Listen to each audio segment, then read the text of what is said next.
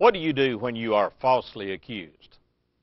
The Lord Jesus had the answer, and He said, when men follow you to persecute you and say all manner of evil against you falsely for His name's sake, rejoice and be exceedingly glad, for great is your reward in heaven. The late, great pastor of the Bellevue Baptist Church in Memphis, Tennessee, Dr. Adrian Rogers, once said, what Jesus is really saying, instead of crying, bemoaning the bad things that are said about you, go home and laugh yourself to sleep that somebody is speaking ill of you. Well, I'm not sure that I could do that, and I'm not sure that I can do it.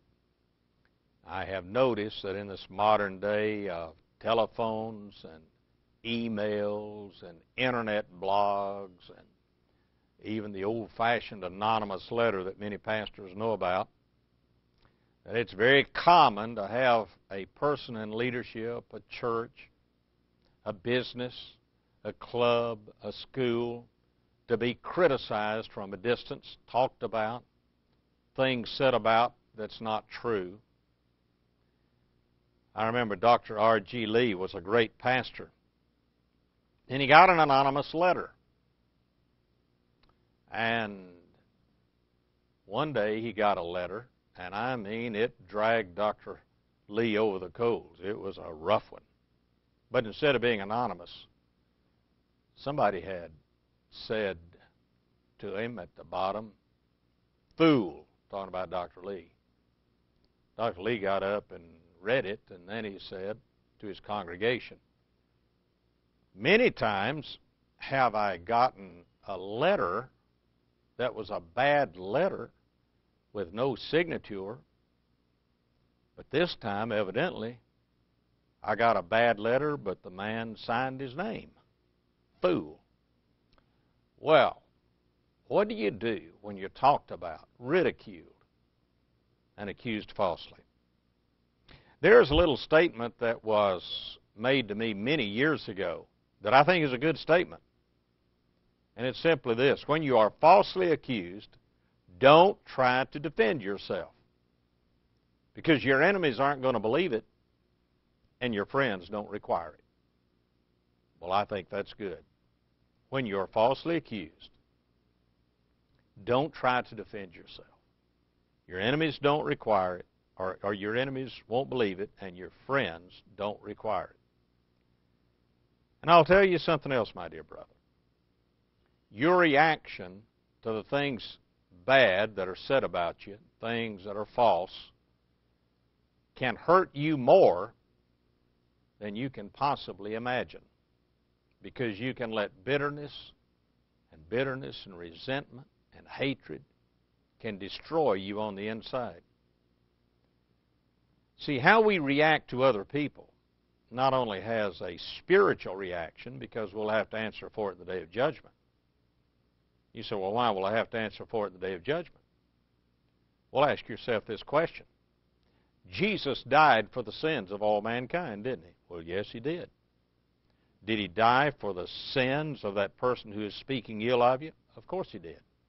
Then He died for that person who is speaking them, didn't He? Well, yes. Well, if Jesus has already died for that sin and the person who is speaking against you sinfully, if He's already paid that awful price, what right do you have to be upset about it? We need to have a forgiving spirit. But you see, it can hurt us physically. Not only can it hurt us spiritually, but it can hurt us physically. You can be stressed and have heart attacks. And I think certain cancers become worse because people are stressed and angry and bitter. The great Bible commentator, pastor of many years ago, Harry Ironside, started praying when he was about 30 years old. He'd pray every day, "God, don't let me become a bitter old man. Don't let the things of this world and the statements of this world, however harsh they are, make me bitter." I remember on one occasion when I was just a young preacher holding a meeting at a given church, and it was a historic meeting, and One of those meetings that I certainly couldn't take the credit for because I'm no great preacher, but the crowds were enormous. And in fact, years went by and people would talk about that meeting. I remember being at a Bible conference hundreds of miles away from that location and rooming with several men in a bunk area. We'd have a devotional every night. And I noticed one man seemed to have a cold attitude toward me, and I'd never met him before. Come to find out, he was the pastor of that church where that wonderful meeting had been conducted. And one night he asked for my forgiveness, and I said, why? He said, I've hated you. Well, I didn't know that he'd hated me. Why have you hated me? Because every time that I wanted to have a meeting, they have compared it to that great, wonderful meeting, and I built up resentment against you. And over the days here, I found out you're a pretty likable fella, and now I feel guilty. So you see, he had a bitterness that was building up inside of him that I didn't know anything about. His bitterness wasn't hurting me. It was hurting him.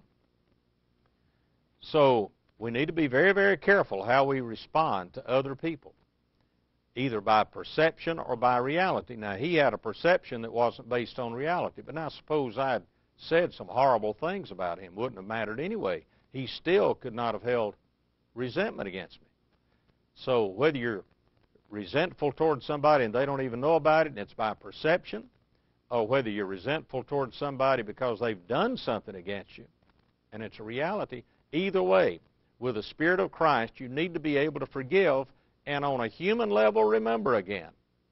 Remember. Don't try to defend yourself. Your enemies won't believe it, and your friends won't require it. God bless you.